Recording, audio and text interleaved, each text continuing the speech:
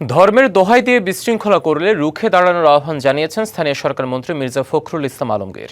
খ্রিস্টান ধর্মাবলম্বীদের অন্যতম প্রধান উৎসব ইস্টার সানডেতে রাজধানীর বারিধারায় এক অনুষ্ঠানে যোগ দিয়ে তিনি কথা বলেন। আরও বলেন, কিছু শক্তি আছে যারা রাজনীতিতে ধর্মকে ব্যবহার করে, এমনকি ধর্মের দোহাই দিয়ে তারা বিভাজনের চেষ্টা করে বলে অভিযোগ করেন তিনি। মধ্যপ্রাচ্যের সংঘাতের জেরে সংকটের মধ্যেও সরকার পরিস্থিতি স্বাভাবিক রাখতে কাজ করছে জানিয়ে দেশ গঠনে সবাইকে একসাথে কাজ করার প্রত্যয় ব্যক্ত করেন মির্জা ফখরুল।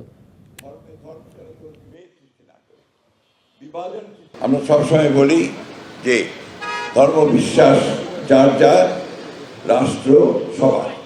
দুর্ভাগ্যক্রমে আমাদের মধ্যে কিছু রাজনৈতিক শক্তি আছে যারা ধর্মকে সামনে নিয়ে রাজনীতি করতে চায়, যারা সমাজে এখন বিশৃঙ্খলা সৃষ্টি করতে চান ধর্মকে নিয়ে। তাদেরকে আমাদেরকে সকলকে সমবেতভাবে রুখে দাঁড়াতে হবে, প্রতিরোধ করে তুলতে হবে। 200-র বেশি সার্ভিস ও ফিচারে লেনদেনের সব বিকাশ অ্যাপে সম্ভব।